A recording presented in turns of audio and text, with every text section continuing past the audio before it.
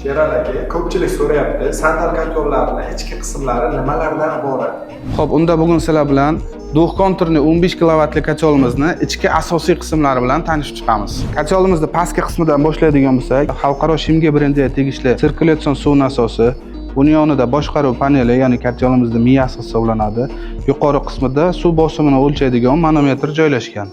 Endi yuqori qismiga o'tamiz. Bu yerda dud bo'ronining ventilyator sistemasi joylashgan. Endi kacholimizning markaziy qismiga o'tamiz. Bu yerda pastki qismda 7 ta qovurg'adan iborat gaz garelkasi joylashgan. Uning yuqorisida esa misdan yasalgan markaziy isitish qozoni o'rnatilgan. Endi kacholimizning orqa qismiga o'tamiz. Bu yerda yuqorida расширительный bak joylashgan, pastki qismida esa ikkinchi kontur isitish qozoni joylashgan. Bu suvni isitib berish vazifasini bajaradi. Orqasida gaz klapani joylashgan. Ushbu kachollarimizda O'zbekiston bo'ylab servis xizmatlari mavjud. Mahsulotlarimizda viloyatlardagi dilerlik markazlaridan 3 yillik kafolat bilan xarid qilishingiz mumkin.